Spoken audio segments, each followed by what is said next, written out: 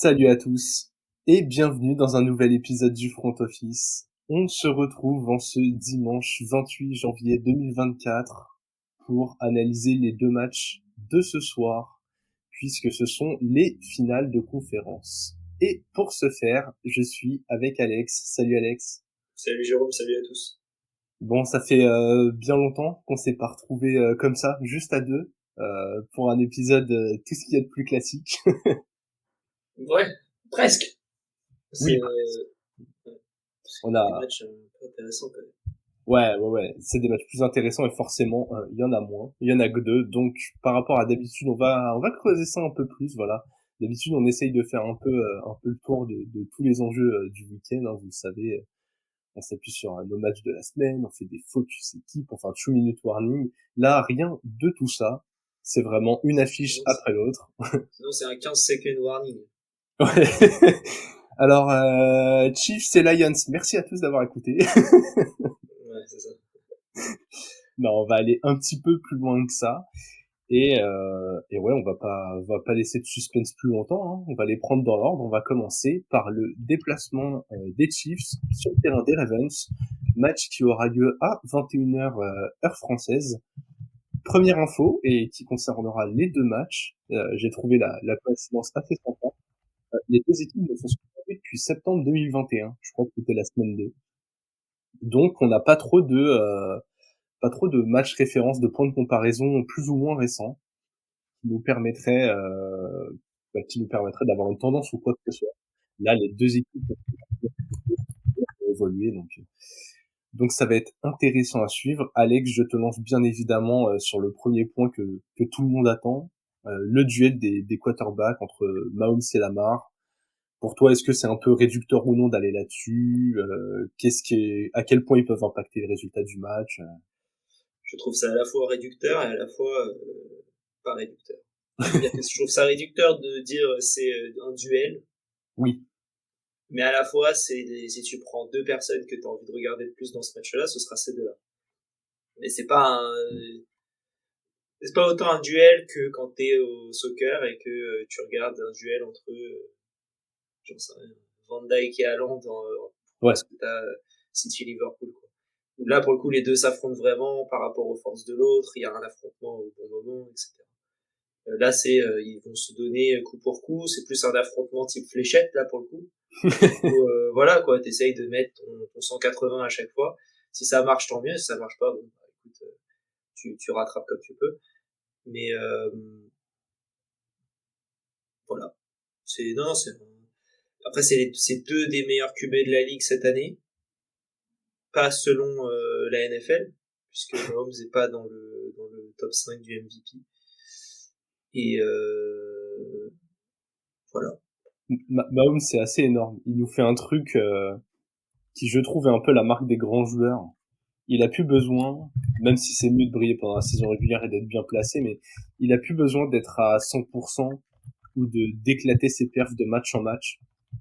Il sait qu'une fois arrivé en playoff, globalement, il sait comment ça se passe. S'il y a un peu de talent autour de lui, enfin, on a donné la stat sur le rewind du tour précédent, mais globalement, Mahomes, 6 années de titulaire, 6 finales de conf, le gars connaît la recette, quoi.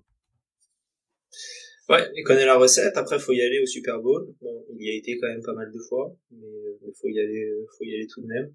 Ouais. On verra ce qui se passe cette année. Mais c'est vrai que c'est un peu, voilà, en AFC, t'avais Brady pendant des années. Enfin, t'avais Brady, t'avais Peyton, etc. Et là, tu te retrouves avec Mahomes. T'as l'impression que ça s'arrête jamais. En fait, il y a jamais un truc, comment dire. T'as jamais Il y a, d'alternance. ouais, il y a jamais une homogénie au niveau de toute la ligue. C'est toujours quelque chose d'assez hétérogène. T'as un gars qui est numéro un, à moins qu'il soit blessé, bah, ça, ça sera lui, quoi. Du moins qu'il va en haut, quoi. Parce que c'est quand même Ouais. fort d'arriver tout le temps en finale de conf. Ouais, c'est assez fort. Ouais, même quand il la gagne pas, comme c'est arrivé quand il perd contre les Bengals ou machin, le mec revient l'année d'après, puis il retourne au Super Bowl, quoi. Enfin, Ouais, et puis, ouais, il l'a gagné en plus l'année ouais. d'après. Donc, ouais, c'est beau. Je sais pas ce qui va se passer là, parce que je trouve que pour le coup, c'est une des années où on a, On a un vrai, enfin, je sais pas si c'est le meilleur QB de son match en finale de conférence. Et je pense que c'est rare que ce soit le cas. On arrive à ce niveau-là où on se dit, ouais, ok, est-ce que avoir Mahomes, c'est un tel gros avantage dans ce match-là par rapport à l'équipe adverse? Ouais, Et aujourd'hui, je suis même pas sûr que ce soit le cas. Alors, c'est pas pour dire que, voilà, c'est pas non plus, Teddy Bridgewater ou Zach Wilson, mais, voilà, c'est un peu moins, quoi. ouais, non, mais c'est intéressant. On est obligé de parler de ces deux joueurs déjà parce que quand on compare à l'autre match, on se dit qu'on aura le temps d'en parler, mais en face il y aura Goff et Purdy. Et t'as dit une phrase assez intéressante, c'est les deux joueurs qu'on a envie de voir jouer, Mahomes et Lamar. Ce ne sera probablement pas le cas dans l'autre match. En tout cas, c'est pas les deux sur lesquels on va passer le plus de temps, même si de par leur position, on est obligé de les surveiller. Mais ouais, on a un Lamar Jackson qui a déjà un titre de MVP, qui va probablement avoir son deuxième cette année, donc qui individuellement est capable de faire des grosses différences. Si je te dis Mahomes, joueur de gros match, et Lamar, joueur de big play, ça, c'est trop réducteur pour Lamar. Oui. Mais d'un autre côté, on n'a pas vu Lamar dans des énormes matchs non plus. On l'a vu sur la deuxième, enfin après on l'a vu quand même sur la deuxième mi-temps du divisional round contre les Texans dire oula, je vais pas passer à côté de ma saison là maintenant, donc on va avancer. Il a pris le match en main et ça a avancé. J'ai hâte de voir sur un match complet à enjeu où on se dit que c'est vraiment 50-50 parce que les Texans on s'attendait à ce que les Ravens passent. C'était pas, Ouais. c'est loin d'être, enfin ils étaient favoris quoi. Sur ce match-là, j'ai pas du tout de cote ou quoi que ce soit. Pareil, bien sûr si vous avez envie, mais surtout avec de manière raisonnable. J'ai pas de over-under, j'ai pas de code de qui est censé gagner selon les bookmakers, etc. Si Taylor Swift sera là ou pas. Donc il y a beaucoup de différents critères, mais je pense que c'est plus serré en tout cas que quand c'était contre les Texans. Ah oui, oui, ça, j'ai pas vu les cotes non plus, mais je pense que c'est à peu près sûr. Lamar, il a comparé ce duel avec Mahomes à un combat de boxe poids lourd pour la ceinture. J'ai beaucoup aimé l'image. T'as parlé du match contre les Texans, et du coup, je vais te poser une petite question. Est-ce que pour toi, ça va être un énorme avantage pour les Ravens de jouer à domicile? Est-ce que ça peut être vraiment un point de bascule où finalement les Chiefs, on l'a vu contre les Bills, domicile extérieur, ils font le taf s'ils sont meilleurs? Bah, je pense que c'est toujours important parce que les Chiefs chez eux, c'est beaucoup plus dur à jouer. On l'a vu, hein, on le voit de manière quasiment chaque année où ils sont un ou deux. Enfin, s'ils sont deux et que c'est les Titans qui sont en un, au final, c'est comme s'ils étaient en un. Donc, ils jouent très souvent à domicile. C'est rare que Mahomes joue un match à l'extérieur en playoff. Il l'a fait, il a gagné, bravo. Mais là, t'as un autre match qui sera un peu plus compliqué encore. Et je, je sais pas si c'est un avantage pour les Ravens, mais en tout cas, c'est vraiment mieux pour eux, pour les Ravens en tout cas, que de jouer à Arrowhead, et auquel cas, c'est plus un avantage pour les Chiefs qui leur est retiré qu'un avantage pour les Ravens, je trouve. Ok, ok, Parce ouais, que moi, parce que ah, si, je vois totalement, et c'est ce que tu dis est vachement appuyé par des déclats côté Chiefs. Il y a les cadres qui étaient déjà là en 2021 avant. En gros, ils disaient du côté de Kansas City que les deux stades pour eux où c'était vraiment le plus dur de jouer parce qu'il y avait de l'ambiance, c'était à Seattle et à Baltimore. Donc et ça s'est vu du coup contre les Texans. Les Texans ont concédé 8 pénalités offensives. Il y avait énormément de bruit dans le stade. Alors, le niveau d'expérience entre CJ Stroud et Mahomes n'est pas le même, même si Stroud est talentueux. Pareil pour le reste de l'équipe, hein, Texans c'est jeune, mais quand même, on a vu que les Chiefs n'étaient pas parfaitement rodés non plus en attaque toute la saison. À voir jusqu'à quel point ça va avoir un impact. ouais. On va rentrer un peu dans des considérations tactiques, Alex. On va se mettre côté Chiefs puis côté Ravens. Côté Chiefs, pour toi, c'est quoi le match idéal à dérouler? Genre, t'es les coachs des Chiefs, qu'est-ce que t'as envie de mettre en place en attaque et en défense pour te dire, ok, si on fait ça, normalement, on aura fait une grosse part du bout. Attraper la balle pour les receveurs qui ne sont pas très explosifs. Ouais. Trouver Rashi Rice, c'est Kelsey, là, en plus, donc côté Ravens, il y a Mark Andrews qui est revenu. Je pense qu'en défense, ils sont habitués à l'entraînement, notamment, à défendre contre un bon tight end, un très bon tight end, un elite tight end. Donc peut-être que tu as des plus de facilité à le contrer. Alors, Kelsey, c'est un monstre, hein, c'est Ouais. toujours dur. Mais je me dis, s'ils arrivent à le neutraliser d'une certaine manière, je pense pas que le jeu au sol des Chiefs soit suffisamment fort pour gagner le match tout seul. Donc je pense qu'il va falloir aller au moins faire croire en deux autres menaces potentielles dans les airs que Kelsey, Ouais. pour libérer Kelsey aussi. Donc il y en a un, c'est assez évident pour moi, c'est Rashee Rice du coup, qui fait une super saison rookie. La question c'est qui est le deuxième. Et ça j'ai pas trop la réponse aujourd'hui. Est-ce que c'est un autre tight end, c'était Bell dans mes souvenirs, qui était pas mauvais, qui avait pris un bon intérim à un moment. Il y en a un autre que j'ai oublié. Et, Je crois que c'est Gray, Noah Gray. oui, Gray, ouais, exact. Donc je me dis, est-ce que c'est un autre tight end? Pas sûr. Est-ce on va voir une masterclass de Kadarius Toney parce que pourquoi pas? Personne n'y croit, donc c'est le moment où. Ah mais non, je crois qu'il est out en plus. Ouais, Il est out c'est ce parce que que j'allais dire. il est blessé et en plus il est papa. Le pauvre. Là, ça va être... Est-ce que c'est le match où MVS fait 2 réceptions pour 98 yards et un TD? Un match à Gabe Davis. Exactement. Ce fameux. Je sais pas, parce que je trouve que enfin après, corrige-moi si j'ai tort, mais moi de l'impression que j'en ai, la défense contre la passe des Ravens, elle est très bonne. La défense contre le sol, elle est suffisamment bonne pour stopper le jeu au sol, qui n'est pas la majeure partie du talent des Chiefs.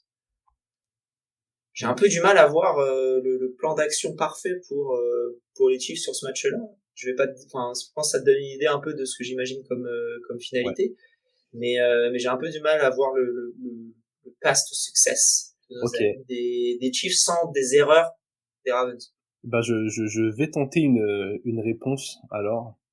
Je me suis noté énormément de passes rapides côté Mouse, parce que même si c'est probablement le meilleur QB dans l'improvisation, grâce à son talent de lecture, je pense vraiment que le front seven des Ravens est capable d'écraser la O-line des Chiefs si on leur laisse trop de temps pour battre les 1 contre 1. Donc je veux beaucoup de passes rapides et ça va parfaitement avec le jeu de Rashee Rice cette année qui a beaucoup reçu de screen pass et qui est allé chercher des yards après contact. Et pour avoir une chance d'établir le jeu au sol, j'ai besoin de voir autre chose que des courses plein centre de Pacheco. Je veux voir des trucs où on lui donne un peu d'élan, où il va contourner la O-line par les flancs.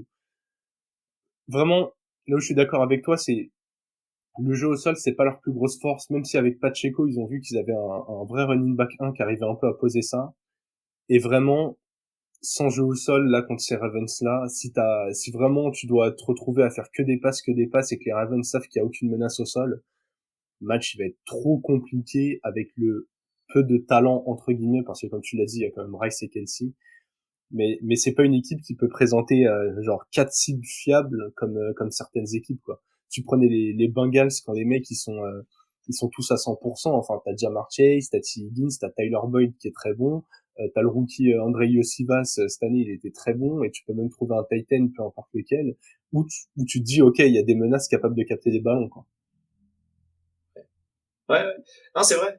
Mais oui, c'est vrai que tu t'attends pas nécessairement à ce que le jeu au sol soit exceptionnel, mais au moins qu'il fasse peur. Ouais, c'est ça. Faut au moins qu'il arrive à faire illusion. Ouais. En défense, comment tu ralentis ces Ravens? Tu mets 3 personnes sur Lamar Jackson, tu te dis, franchement, je sais pas. Pour moi, là, c'est vraiment compliqué de les arrêter en plus, parce que là, ils vont retrouver Marc Andrews suffisamment pour faire le decoy en attendant, Ouais. comment Lapa. l'appât. Alors peut-être qu'il est à 100%, hein. C'est possible, parce que ça fait un petit moment qu'il est blessé et qu'il est du coup sur le chemin du retour. Il y a Zay Flowers qui est toujours là, on voit des petites percées d'Odell Beckham par-ci par-là.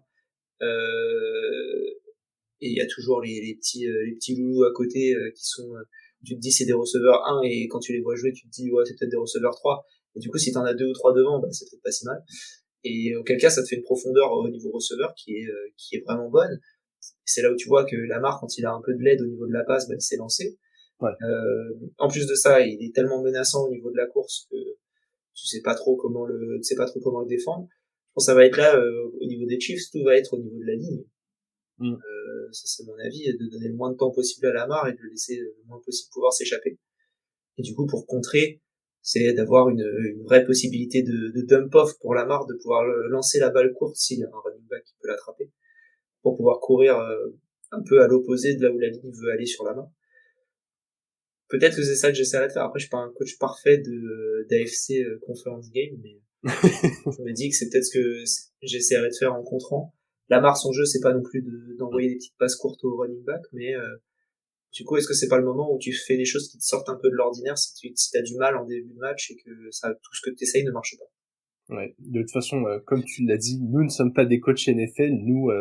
Nous étudions des pistes de ce que nous voyons avec notre œil extérieur et de ce qu'on aimerait voir avec les belles vues caméra de nos amis américains. Mais ouais, globalement, en défense, c'est compliqué. Tu l'as dit, il y a beaucoup de receveurs. Après, les Chiefs sont très forts contre la passe.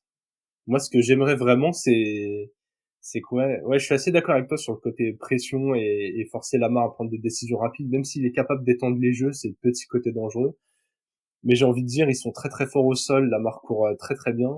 S'ils pouvaient se limiter à défendre les receveurs avec des 1 contre 1, pas faire des énormes covers qui prennent beaucoup de monde et mettre beaucoup de joueurs dans la boîte, du coup, pour bien bloquer le run, que ça vienne des running back ou de Lamar. Il y a peut-être là où tu commencerais à forcer Lamar à jouer des plus gros plays, peut-être que tu forcerais les Ravens à aligner un peu plus Mark Andrews si tu avais plus de mal à trouver des jeux intermédiaires. Et je suis assez d'accord que pour moi la clé pour les Chiefs c'est d'aller dans la surprise et de dérégler un maximum parce que les Ravens cette année ont l'air supérieurs. Quand tu vas voir la plupart des stats avancées, il y a pas mal de spécialistes, je lisais pas mal d'articles sur différents médias américains ce matin où très clairement, en termes d'analytics, les Ravens sont une équipe all-time cette année. Alors, est-ce que ça va aller au bout? Je ne sais pas. Mais vraiment, c'est compliqué de leur trouver des grosses faiblesses et c'est aussi compliqué de se dire, on va faire ça parce que si on empêche ça, bah, on va les arrêter. Non, ils ont beaucoup d'armes, quoi. Et du coup, côté Ravens, est-ce que le plan a l'air plus clair? Si je te dis, course, et ça ouvre des big plays, Ah ouais. et en plus, Le plan pour les Ravens, c'est l'équipe parfaite de playoff. ouais, C'est un QB qui peut tout faire.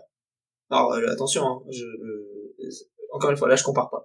Je dis juste ce qui. T'as une équipe qui peut tout faire, t'as une défense qui fait peur, pour moi, t'as une identité qui est imprégnée des années précédentes de pouvoir courir quand il y a besoin, même si je sais même pas.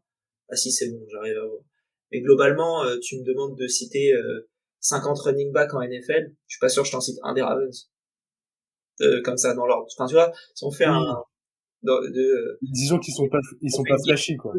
voilà, cite-moi, tu sais, chacun son tour dans un last man standing, on dit, citez-moi un running back de NFL.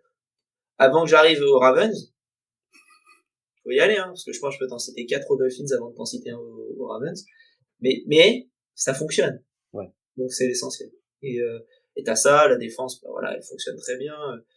C'est, c'est assez bien coaché. La Ouais. preuve, hein, tous les coordinateurs, ils sont, comment dire, ils sont pistés. Je crois que c'est, le defensive coordinator des Ravens qui est pressenti pour le poste de head coach des Seahawks, mais ça attend que tout soit fini Ouais. euh, pour prendre les décisions.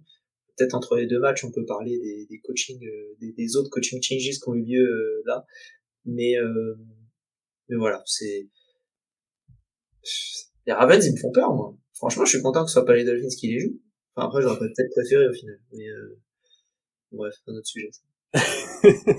Ouais, Dolphins, Titans, ça fait un petit moment qu'on a arrêté de parler de nos équipes, malheureusement.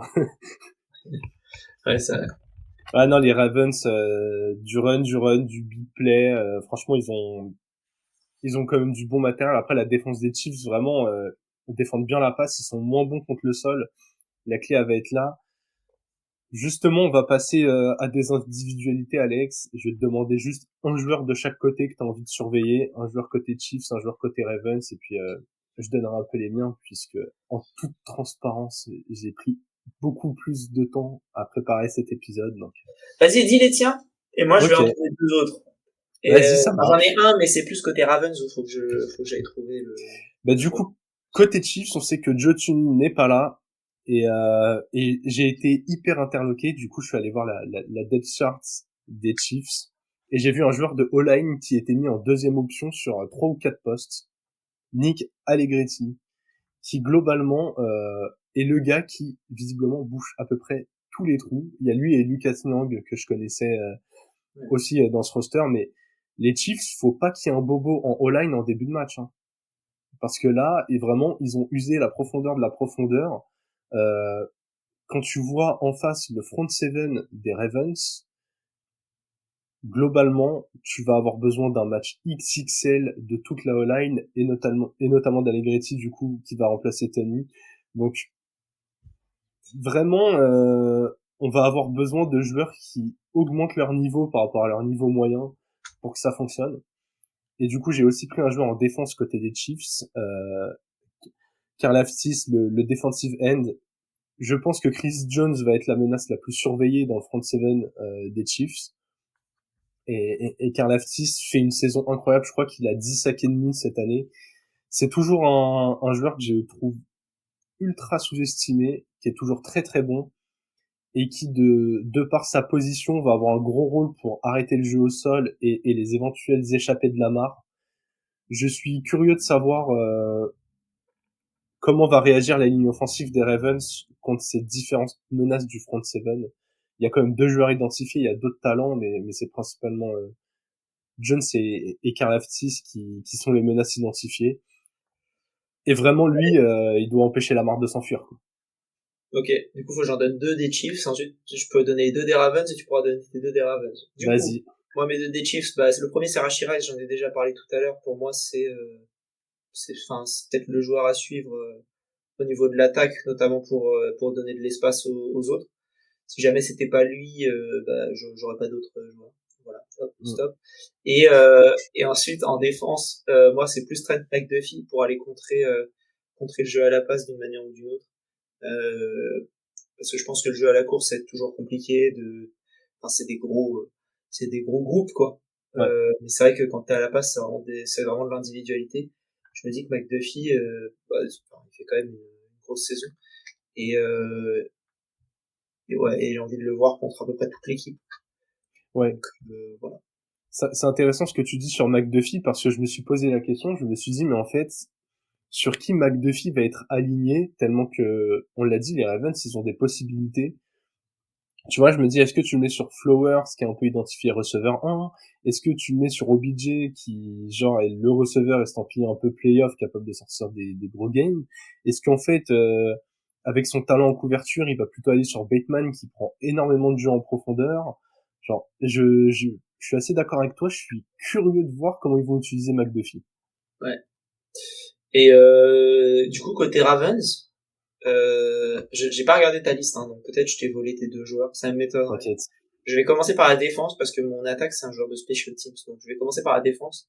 Moi c'est Kyle Hamilton Ok. parce que c'est un bon joueur c'est un bon enfoiré.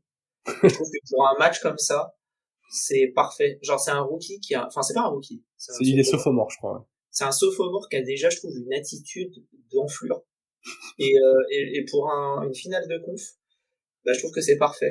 En plus bon c'est un safety donc il est vraiment, enfin il va être là, il va être crucial de toute manière pour tout. Pour moi, Kyle Hamilton, ultra important. Plus que Gino Stone notamment, mais qui est important, mais plus au niveau de je trouve au niveau de plus en corner Gino Stone qu'en safety un peu hybride. Ouais. Hamilton, il me fait peur, moi, à peu près pour tout ce qui existe. Et du coup, en attaque, moi, c'est Devin Duvernay que je vais regarder, Ok. parce que je trouve que cette année, il a été bon, si ce n'est très bon, et que ça m'étonnerait pas qu'on voit une grosse action de sa part qui te permet d'être dans une bien meilleure position pour marquer un touchdown. Parce que voilà, on a vu le jeu au sol des Chiefs, c'est pas forcément l'arme numéro 1. Tu feras pas forcément des try and out, mais c'est possible que tu avances que de 20 yards sur un drive, auquel cas t'es obligé de punter. Si tu punts, que ça arrive dans les mains de Duvernay et qu'il avance de 60 yards parce qu'il est très capable, que les special teams des Ravens est très bonne, que lui il est assez agile et tout. Enfin voilà, il peut marquer 3 points entre guillemets à lui tout seul en courant 60 yards, 70 yards. Derrière ça avance pas du tout. Tucker il met son 3 points. Je trouve que ce combo là entre Duvernay et Tucker, c'est c'est Tucker, tu le suis pas trop parce que voilà, il arrive, il choisit pas trop. Tu tires, t'es là, ok, cool, et basta. Mais voilà, Duvernay m'intéresse. Et en plus, je trouve qu'au niveau de l'attaque, il est bon aussi. C'est un bon gars qui peut te soutenir ton équipe. Je vois qu'il est receveur 5 dans la chart, derrière Agolor. Alors du coup, derrière Agolor, est-ce que c'est comment dire débattable? Je pense que oui. Même si Agolor fait pas si mauvais cette année. Mais il est 5e receveur, derrière t'as Andrews et Likely aussi, donc il n'y aura pas non plus 1 milliard de possibilités. Mais voilà, ça m'intéresse de voir ce que Duvernay peut faire sur ce match-là. Ouais. Écoute, j'aime beaucoup tes choix, notamment parce que ils ne rentrent pas en confrontation avec les miens, donc ça ne m'oblige pas à retrouver quelqu'un d'autre. Mais au-delà de ça, j'ai vu une stat sur Kyle Hamilton. Vous me corrigerez si je me trompe en commentaire, mais je crois que c'est l'un des rares joueurs cette année qui a cumulé genre 4 interceptions et plus de 10 plaquages pour perte. Et ça montre bien que, donc pour faire plaquage pour perte, on rappelle derrière la ligne de scrimmage, c'est un safety qui parfois vient mettre énormément de pression sur le quarterback ou le running back, mais c'est aussi un joueur qui est capable d'être très bon en couverture. Et là, enfin, quand on voit cette équipe des Chiefs, il arrive à mettre la pression sur Mahomes ou à bien couvrir, il pourrait se retrouver énormément en contre 1 contre Travis Kelce. Il y a quand même moyen que son impact soit assez énorme. Ouais. Écoute, de mon côté, pour les Ravens, j'ai aussi un receveur qui, lui, ne joue pas en équipe spéciale, j'en ai déjà un peu parlé, mais Odell Beckham. Je pense que c'est un gros pari pour les Ravens de le faire signer. Il s'était pas engagé sur un contrat à très long terme, mais il lui avait donné pas mal d'argent. Et les Rams n'avaient pas regretté d'avoir signé Odell Beckham. Il avait fait un rush de playoff jusqu'au Super Bowl qui avait été assez incroyable. Je pense qu'au milieu de Flowers qui est jeune, de Bateman qui est aussi très très jeune, de Likely qui est très jeune et d'un Andrews sur une jambe, avoir ce receveur d'expérience capable de sortir quelques grosses actions quand il le faut, ça peut vraiment être intéressant. Et en défense, aucune surprise, j'ai pris Roquan Smith, le linebacker. Globalement, il pourrait se retrouver énormément à plaquer Pacheco. Et globalement, si la mission arrêter Pacheco est remplie à quasi 100% pour la défense des Ravens, j'ai du mal à voir un monde où les Chiefs se sortent de ce match. Donc très clairement, ce duo-là, je vais le suivre tout particulièrement. Yep. Du coup, Alex, petit prono pour ce match, vainqueur et écart de points. Ravens 6. Ok, Ravens 6. Je vais aller... Tu vois, au tour d'avant, quand j'avais fait l'épisode de preview, j'étais le seul à donner les Chiefs contre les Bills. Là, j'avoue que j'ai du mal à y croire. Je pense que les Ravens sont quand même au-dessus. Et je vais dire Ravens 12. Ouf. Ouais, Ouais. je vois bien... Tu vois une deuxième mi-temps catastrophique ou Non, je vois l'inverse. Je vois en fait les Ravens capables de prendre une avance, tu vois, qui monte jusqu'à 17-18 points et les Chiefs recollés dans un dernier quart, mais tu vois, être capable de revenir à -8, -9 et puis les Ravens qui remettent un petit field goal. Ok. Mais je vois un match maîtrisé de la part des Ravens. J'espère pour les fans des Chiefs me tromper, sinon ce sera clairement pas le match de l'année à regarder, mais ouais, j'ai envie de croire en ces Ravens. Alex, tu voulais faire un petit point information entre les deux matchs. Il y avait eu, t'avais parlé de petites nominations. C'est vrai qu'on a beaucoup parlé des coachs ces derniers temps, donc je l'avais pas mis au programme, mais Non, mais juste parce qu'on a vu que les Falcons, après des oui, années, j'ai l'impression d'essayer de trouver le coach, ont pris Ryan Morris, ouais, le defensive coordinator des Rams, en tant que head coach. Je crois qu'ils vont aussi prendre le offensive coordinator des Rams. Enfin, le passing, je crois que, je sais pas si c'était Passing l'assistant, coordinator, ouais. ouais, soit ça, soit celui des receveurs, enfin quelque chose comme ça. Quelqu'un qui a fait en sorte que le jeu de passe se déroule pas mal cette année, quoi. Voilà. Ce qui est plutôt une bonne nouvelle, je trouve, pour les Falcons et pour Ouais, changer un peu leur identité. Et aussi, côté Eagles, c'est bien Kellen Moore qui a été attitré en offensive coordinator, lui qui venait des Chargers. Là, ils ont quand même une putain d'escouade de coach. ouais. Kellen Moore, Vic Fangio et Sirianni, un peu là, en limite, on C'est, peut pourquoi c'est lui le head coach. Non, j'exagère, hein, ouais, non, j'exagère mais par rapport à moi, je l'expérience. comprends, hein. Après la saison qu'il a fait là, sa place, elle aurait clairement pu être en danger malgré le Super Bowl de l'année dernière, hein. Ouais. Mais voilà. Donc, moi, c'est les deux seuls, je crois, que j'ai vus qui m'ont marqué. Ouais, voilà. C'était rapide, hein. Ouais, c'était très rapide, mais intéressant à dire. Je crois que Ray Morris, il avait déjà fait l'intérim chez les Falcons en tant que head coach en 2019 ou 2020. Je crois qu'il était passé pas très longtemps. Je crois qu'il connaît la franchise. Et mais j'avoue, je suis pas fan de ce choix. Et je commence à me poser la question, mais où va entraîner Mac Vrabel la saison prochaine? Mais je peux te le dire, hein, il entraînera pas, hein.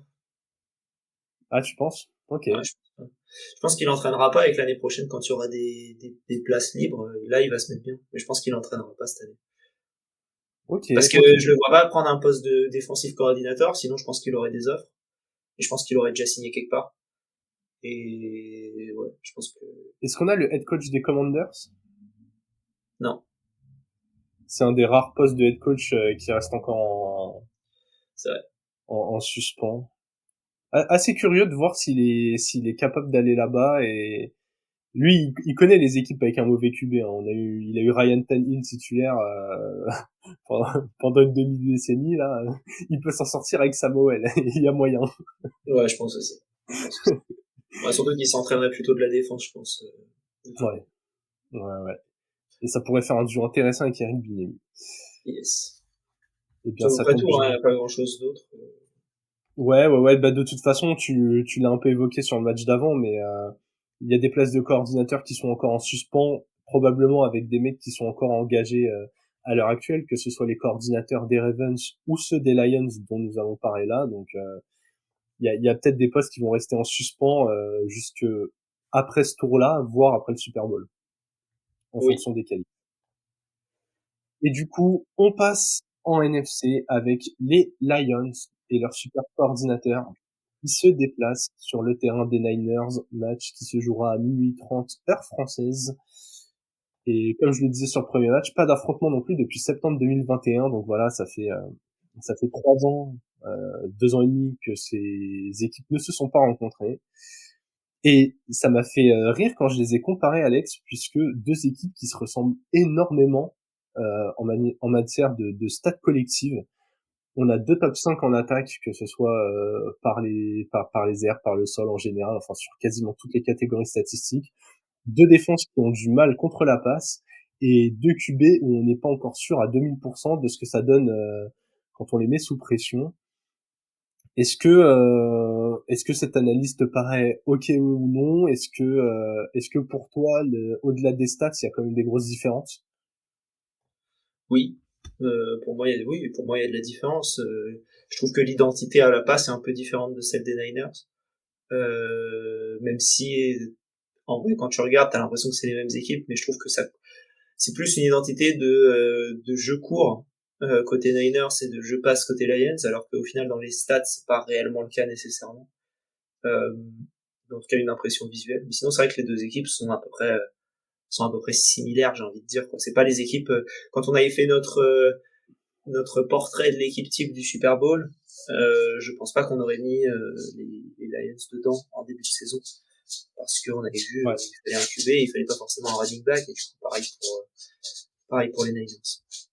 ouais. Même si voilà, rendons à César ce qui appartient à César. Brock Purdy fait une bonne saison. Je trouve qu'il est vachement aidé par sa O-line et par les joueurs autour de lui. Mais déjà ne pas être un handicap dans ce genre d'équipe, c'est déjà pas mal, hein. On a pas mal reproché à des équipes très bien construites de pas avoir de quarterback. Donc là, au moins, il fait le boulot. Et je suis assez d'accord sur l'impression visuelle. Il y a un côté très chez les Niners, ouais, t'as l'impression que les playmakers, c'est vachement tu leur mets le ballon dans les mains et si ça gagne le 1 contre 1, genre que ce soit Debo ou Kittle, machin, ils sont capables de te faire des plays de 70 yards. Là où t'as l'impression que les Lions, c'est beaucoup plus en rythme. Alors, même s'ils ont des joueurs capables de big play, mais t'as vraiment l'impression, ça snap, bam, Goff, il choisit la bonne option, ou bam, le bon coureur a été aligné, et ça fait le play de 7-8 yards, et ça enchaîne comme ça, comme ça. Ouais. Je vois ce que tu veux dire, sur l'impression visuelle. Gros point sur ce match, le match d'avant, on parlait, domicile extérieur. Là, la grosse différence que j'ai vue entre ces deux équipes, c'est peut-être une différence d'expérience du côté entre les Lions et les Niners, puisque globalement, on l'a dit, on l'a répété, les Lions font un exploit historique pour la franchise. Globalement, les playoffs, ils ne connaissent pas. Là où les Niners sont sur des stats quasiment similaires aux Chiefs, c'est-à-dire qu'à part une petite saison de trou, je crois qu'ils sont allés genre en finale de conférence sur 4 des 5 dernières années, ou 4 des 6 dernières. Est-ce que pour toi, ce manque d'expérience, il est un peu rédhibitoire pour les Lions? Pour ce match-là, non. Pour le Super Bowl, peut-être. Ça dépendra de qui t'affronte. On a vu des Bengals, notamment il y a 2 ans, aller au Super Bowl contre des Chiefs qui avaient de l'expérience. C'est pas comme si les Niners avaient une expérience de fou aussi. Ils ont une bonne expérience, mais ils ont pas. Tu joues pas les. Quelle équipe? Bon, en NFC, t'as pas tant 100 000 équipes avec de l'expérience non plus. Hein. Mais tu joues pas les Patriots d'il y a 5 ans, quoi. Ouais, ouais. Tu joues des Niners qui sont bons, mais ont peut-être 3 ans d'avance. Et encore. Donc voilà. Non, je pense pas que ce soit un argument exceptionnel, quoi. Ouais, surtout que finalement, si l'équipe a moins d'expérience, on a quand même un Jared Goff qui a déjà joué des matchs de ce niveau, quoi. Bah ouais, lui, il a fait un Super Bowl. Bon, les Niners aussi, mais pas toute l'équipe. Goff en a fait un. Alors, il a pas fait le meilleur Super Bowl de l'histoire, hein, loin de là. C'était Mais, une différence. ouais. Voilà, en plus des deux côtés, hein. Donc, Ouais. vraiment, ce match-là, c'était nul. On aurait dit une finale de Coupe du Monde de rugby en Nouvelle-Zélande. Chiant à mourir. Donc, ouais. Ouais. Mais voilà, il a de l'expérience quand même, le Jared. Mm. Ouais, on rappelle Jared Goff, pour ceux qui auraient pas tout l'historique, hein, on aime bien resituer les trucs. Le Super Bowl, c'était 2019, je crois. Ils jouaient à l'époque chez les Rams, ils avaient affronté les Patriots, et je crois qu'ils avaient perdu 13-3. Il y avait vraiment eu pas beaucoup de points. Moins de 20 points en cumulé dans le match. Et j'ai plus la ligne de stade de Jared Goff en tête, mais je crois qu'il avait lancé un TD pour 2 interceptions. Enfin, ça avait été un match difficile pour lui. Au Et Super Bowl, non, il avait pas lancé de TD d'ailleurs, il vu n'y avait qu'il pas avait de eu 3 touchdown, points. il n'y avait pas eu de Il a- touchdown. Mais il avait lancé une interception, je crois. Oh, bah, ça, probablement. Et du coup, on s'était demandé à l'époque chez les Rams, est-ce que ce qu'il faut changer, c'est le QB? Ils avaient été chercher Matthew Stafford dans le trade, du coup, de Jared Goff chez les Lions.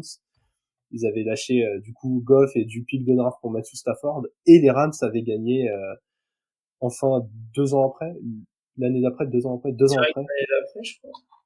Non, je crois que c'était 2 ans après, je sais plus. Et en tout cas, ils avaient gagné le Super Bowl avec Matthew Stafford, et du coup, on s'était dit ouais, quand même, il y a plus de talent chez Stafford. Goff a quand même une petite revanche à prendre. Là, depuis qu'il est titulaire chez les Lions, au début de son aventure, on avait beaucoup de discours QB de transition, et puis quand l'équipe aura le niveau de performer, est-ce que c'est là où il faudra investir sur un top QB?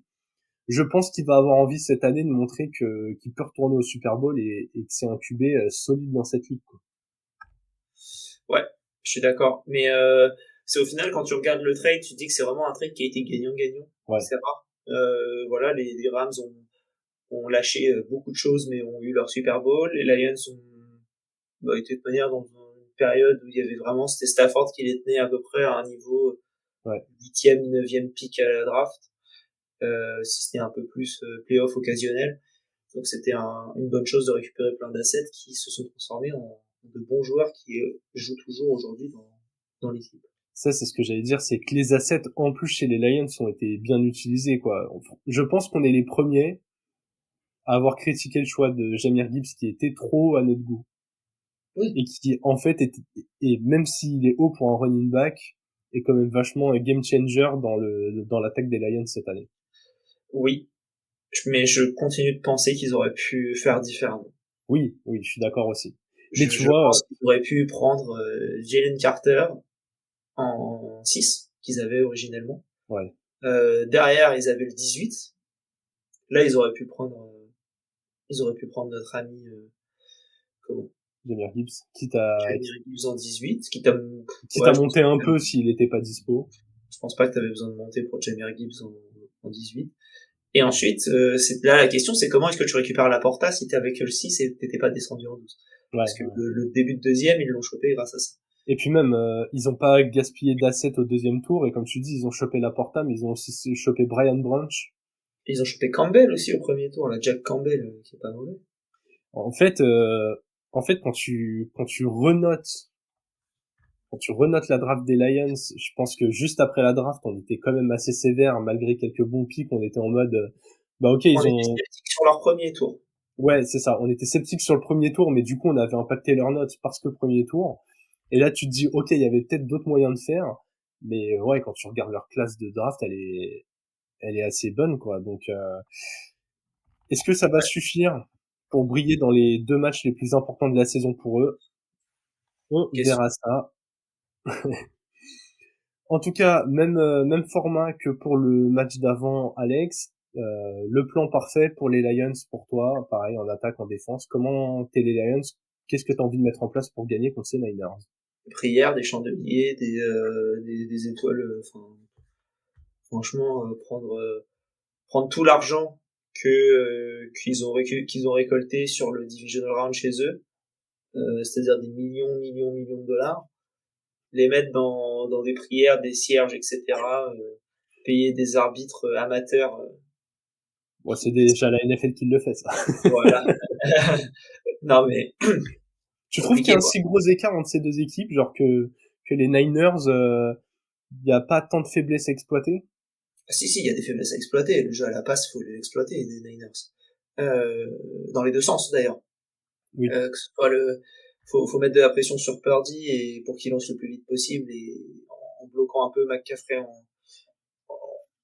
menace enfin en receveur rapide et faire en sorte qu'il lance parce qu'ils ont suffisamment de bons joueurs en défense contre la passe pour contrer un Purdy qui est pas la plus grande force de l'attaque de l'équipe. Et à côté de ça, en défense, Lucho en avait très bien parlé lors du rewind. C'était, j'ai perdu son nom, je vais aller chercher son nom. C'était Greenlow. Ouais, Greenlaw qui a été avec Warner, la paire de linebackers, Ah non, bah, c'était pas Greenlow, alors je que tu confonds fais avec vendre. quelqu'un d'autre. Qui est-ce qui était nul? Ah, c'est Thomas, je crois. Je le vois même pas dans la depth chart. Ah Non, si, Norman, Ambry Thomas. ouais, Ambry. Ambry Thomas, voilà, bah faut lancer là-dessus. Donc Amon-Ra St. Brown, il va sûrement jouer à gauche, parce que Thomas joue à droite. Donc voilà. Donc, ouais, j'exploiterai le jeu à la passe. Ok, ok. En plus, là où je suis d'accord avec toi, il y a une faiblesse qui est réelle côté Niners contre la passe. Donc, quand t'as des cibles aussi bonnes que celles des Lions, t'as quand même envie de beaucoup lancer malgré un jeu au sol qui est très fort. En défense, j'ai l'impression que tu peux pas trop te dire j'arrête ces Niners. Du coup, c'est un peu choisis ton poison. Pour moi, avec la faiblesse du backfield défensif des Lions, t'as pas envie d'encaisser des jeux longs, genre de Kittle en 1 contre un de tes safety, ou de Debo contre un de tes corners. Et du coup, je me dis, et c'est peut-être l'un des rares points où on va être en désaccord sur cet épisode, est-ce que t'as pas envie de laisser McCaffrey prendre des 5-6 yards en contournant le bloc, sachant qu'en plus ils défendent bien la course, donc peut-être que CMC va pas vouloir courir juste au milieu bêtement, même avec une bonne O-line. Est-ce que finalement t'as pas envie de leur dire bah tenez, nous le jeu qu'on veut vous laisser c'est McCaffrey qui contourne et avoir à chaque fois des mecs qui viennent combler une fois que tu peux pas lancer la passe, tu vois. Te dire on va pas de toute façon les arrêter totalement plutôt que de prendre des passes de 25 yards, prenons des jeux de 3-4 yards, essayons d'intervenir plus vite possible et euh, et se dire ok en troisième tentative c'est là où va falloir réussir le play quoi. C'est risqué. C'est risqué, Mais je me dis, est-ce que quand t'as un backfield défensif de ce niveau-là, tu peux décemment te dire, bah on fait comme on fait d'habitude, on bloque bien la course et du coup on attend que Purdy lance une 3e et 4 et on espère qu'un joueur de notre backfield défensif fasse un bon play. Bon, je me dis, je- ou bien, et là ça nous rejoint un peu peut-être tous les deux, ou bien tu te dis que de toute façon tous les choix défensifs sont risqués et le plan des Lions c'est partir dans un shootout où le match il finit en 44-40 et t'espères avoir complété plus de plays que les Niners, quoi. Ouais, oui, oui, oui. Je pense que donner la balle à McCaffrey le plus possible, c'est pas forcément la meilleure idée. La seule bonne idée que ça peut être, c'est que ça va mettre de. Enfin après, je souhaite pas une blessure, hein, loin de là. Oui, tu peux Mais l'user comment un dire, peu, quoi. tu peux l'user un peu plus. Et auquel cas, est-ce qu'il sera aussi bon en fin de match si le match est toujours aussi serré? Mais ouais, c'est un peu Et puis compliqué. Je pense que si t'es la défense, moi vraiment, hein, j'ai envie que Purdy ait la balle le plus longtemps possible dans les mains pour pouvoir ouais. le saquer ou qu'il fasse des interceptions n'importe comment comme il sait si bien le faire. Mm. Ouais, ouais. Après, ce qui est risqué, s'il a la balle dans les mains, mais qu'il a une bonne O-line, c'est qu'en fait, au bout d'un moment, t'as forcément un de ses receveurs qui va battre un joueur du backfield. Moi, C'est rapide de manière. en fait, ouais, vraiment, ce dont j'ai envie, moi, pour les Lions, c'est qu'ils soient capables de battre un tout petit peu, au moins assez régulièrement, cette O-line, forcer Purdy à lâcher la balle, mais que Purdy lâche pas la balle, parce que Ayuk a fait un super tracé et que ce soit une passe de 30 yards. J'avoue que moi j'ai envie de voir les Lions au défi contre des passes courtes sur CMC et Debo. C'est risqué, je suis d'accord avec toi, mais j'ai l'impression que vraiment si en plus si t'en anticipes un ou deux comme ça à droite à gauche, peut-être que de temps en temps t'as un petit jeu pour perte et qu'en fait tu te retrouves avec Purdy en 3e et 8 qui doit réussir la passe sous pression, quoi. C'est marrant parce que le premier match m'intéresse beaucoup plus en termes comment dire, de niveau des équipes, mais je trouve que tactiquement ce Lions Niners est plus sympa à analyser. Ouais, je vois ce que tu veux dire. Ouais, je trouve qu'il y a plus de clés à débloquer là où les Ravens t'as l'impression de voir débarquer les Avengers et tu te dis bon bah si on n'a pas Thanos ça va être compliqué, quoi. Ouais, effectivement, effectivement. Allez, on passe côté Niners. Pareil, attaque défense. C'est ouf parce que vu que les équipes sont similaires, j'ai l'impression qu'on va avoir un peu la même analyse. Mais qu'est-ce que tu ferais si t'étais les Niners? Donne la balle à McCaffrey. Ok. Pour ça, j'ai un peu du mal avec. Ok, putain, moi je suis vraiment pas là-dessus. Là. Vraiment, côté Niners, on a une vision totalement différente de l'équipe. C'est intéressant. En fait, c'est juste, j'ai pas envie de donner la balle Ah, perdu. à Purdy. Enfin, j'ai Ouais. envie de la donner le moins possible. J'ai envie qu'il fasse des plays rapides. Enfin, en fait, je veux pas que ce soit lui qui lance la balle. Je veux que ce soit les joueurs qui avancent avec. Ouais. Donc, ouais. Ok. Ok, ok. Putain, moi j'ai vraiment.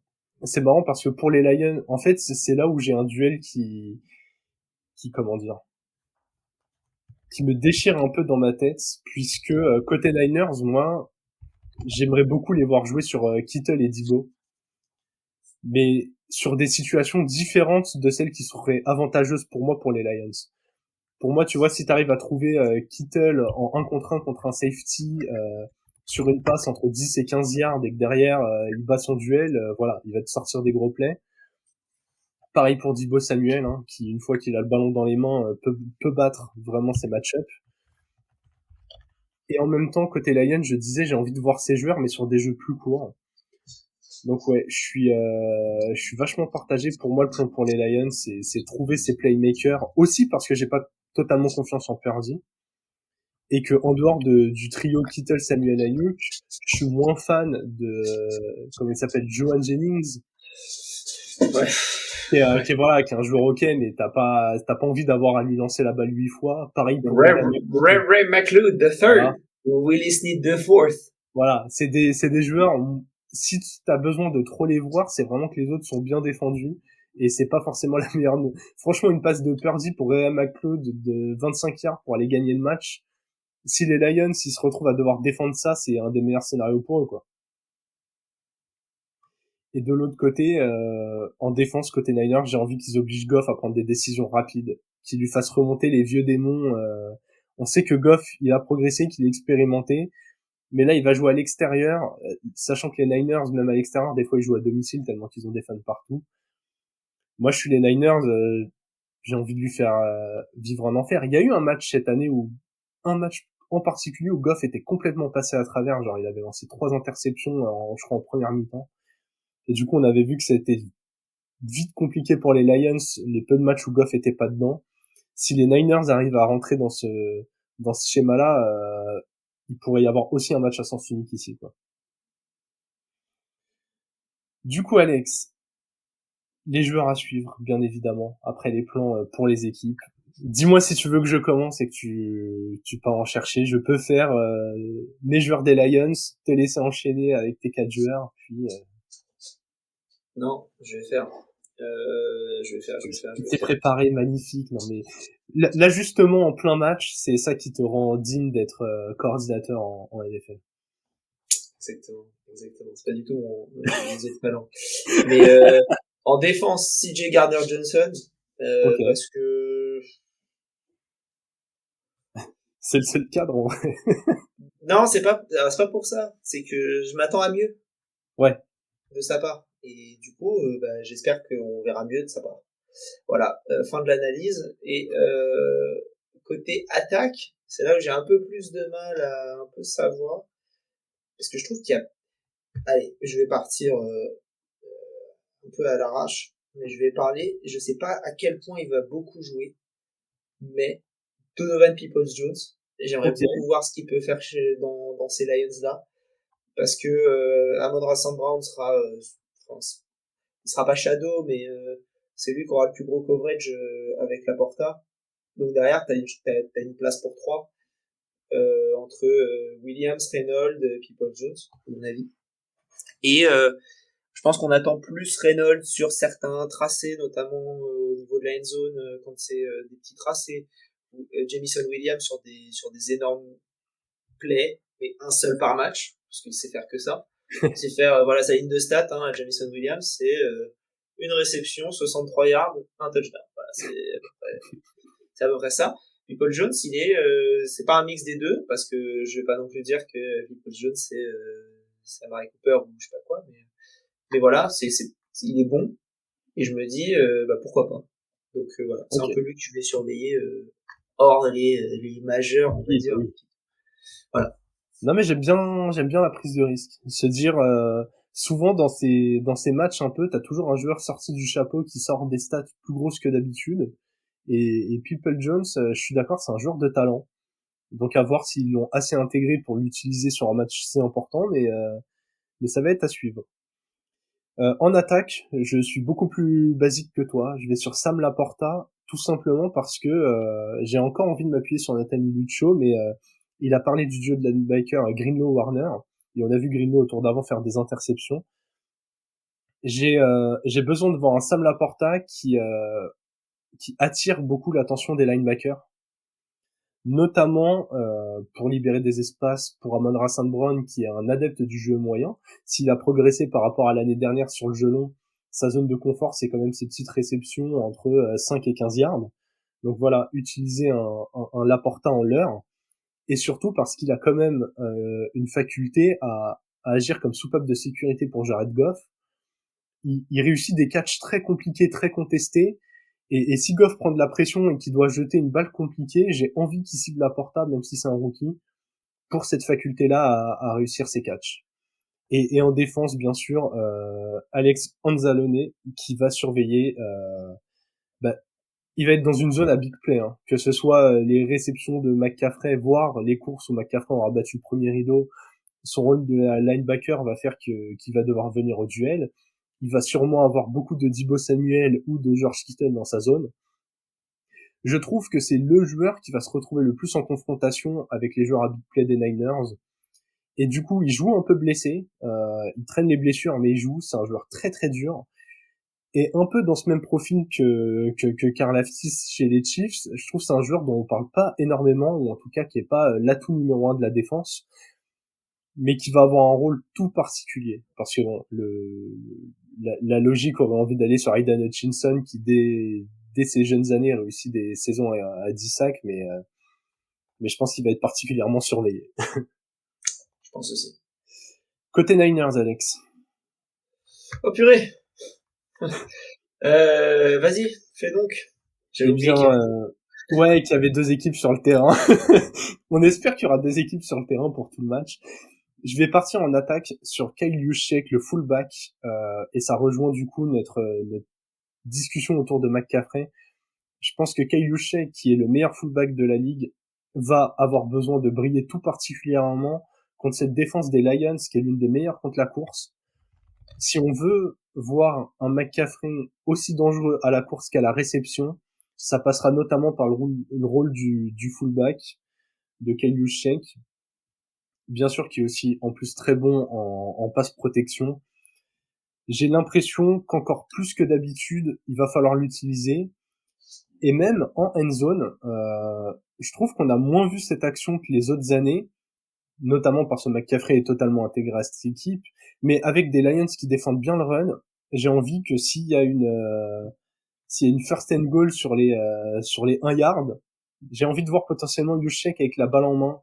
McCaffrey, c'est un peu le play que tout le monde attend. C'est un peu le risque de l'envoyer dans le mur, c'est le risque de l'user. J'ai envie d'avoir cette option qui, je pense, peut vraiment ancrer le jeu au sol et en fait, si Juszczyk fait un gros match et ouvre des brèches à McCaffrey, derrière l'attaque des Niners sera impossible à arrêter et ça obligera les Lions à entrer dans un shootout où ils devront être parfaits. Et en défense, Charvarius Ward, le cornerback, il doit agir en patron du backfield défensif. Tu l'as dit, Thomas, c'est une grosse faiblesse. Ufanga est blessé. En face, il y a des cibles vraiment dangereuses, que ce soit Amon-Ra St. Brown dans la régularité ou le jeu en profondeur avec Jameson Williams et potentiellement Donovan Peoples-Jones. Donc voilà, les deux éléments que je vais suivre côté Niners. C'est totalement raison. Mais Il y a pas des ça. armes. Mais ouais, mais il y en a trop, limite. Ouais, je suis d'accord. Du coup, je sais pas trop qui choisir. Moi, je vais rester, du coup, en attaque sur Brandon Ayuk. Je vais pas partir fabuleusement sur un truc exceptionnel, mais du coup, Brandon Ayuk, parce que c'est pas forcément le meilleur receveur de cette équipe. Je sais pas qui c'est. Je sais, c'est peut-être lui. Je Ouais, sais rien. c'est ce que j'ai dire. En vrai, ça se discute. T'as trois profils de receveurs archi différents qui sont tous des bons 1 bis, quoi. Ils vont trop Ouais. bien ensemble. Donc je ne sais pas si c'est le meilleur, mais en tout cas c'est un des trois. Debo est un peu limité, donc il sera pas forcément au top du top. Je pense que Debo en début de match sera très intéressant, c'est mon avis. Je pense pour dire, en fait il est pas si blessé que ça. Ouais, ouais. Surveillez, tu vois là, vous avez vu la course, vous avez vu, voilà, surveillez-le. Et après Ayuk Show pour 3 cartons. Donc ça c'est ma prédiction. Debo Samuel, Marc Andrews, Ouais, différents même matchs, combat. même combat. La même chose, exactement. Une réception, pour avoir vu Marc Andrews jouer en live, c'est très frustrant. Il est jamais sur le terrain, t'as l'impression. Donc possible que ça se passe la même chose, mais du coup Ayuk, à partir du deuxième quart-temps, voilà, en vrai sur tout le match, hein, mais je me dis que si je devais parier sur un truc en particulier, je dirais ça. Pop, pop, pop, pop, pop, voilà. Et ensuite en défense, allez, partons sur. À la base j'allais partir sur Ward, mais du coup je vais pas partir sur Ward, je vais partir sur Greenlow.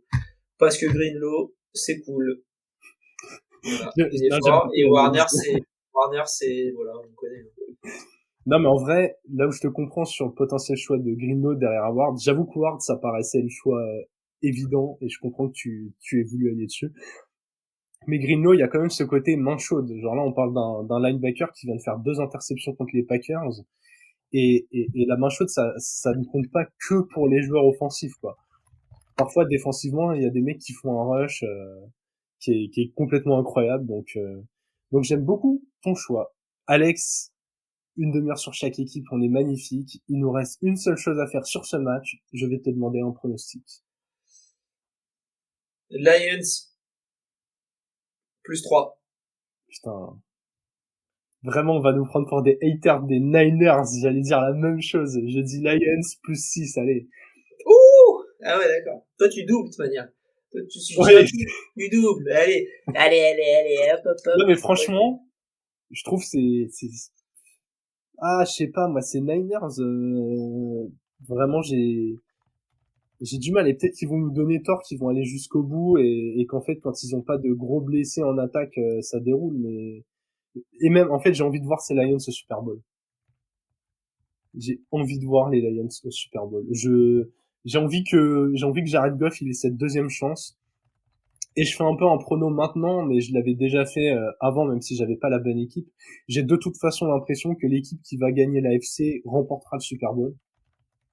Je pense vraiment que Chiefs et Ravens, c'est le duel entre les deux meilleures équipes de ces playoffs. Donc, donc voilà. J'espère voir, quitte à ce que ce soit une des équipes de l'AFC qui gagne, j'ai envie de les voir contre les Lions. Je comprends. On est magnifique. On a vraiment, sans encore donner le timing, on a fait une demi-heure sur chaque équipe. Pas de jaloux. On a traité avec le même format, autant de temps sur les équipes. On espère que cet épisode vous a plu. On n'avait vraiment pas l'intention d'en faire un épisode d'une heure. Au moment où vous l'écouterez, on sera à quelques heures des matchs. N'hésitez pas à nous faire des retours, que ce soit en dessous de la vidéo, sur YouTube, sur Twitter notamment. On se retrouvera bien évidemment pour débriefer ces matchs et pour analyser le Super Bowl. En attendant, on vous souhaite un bon week-end et vive le football.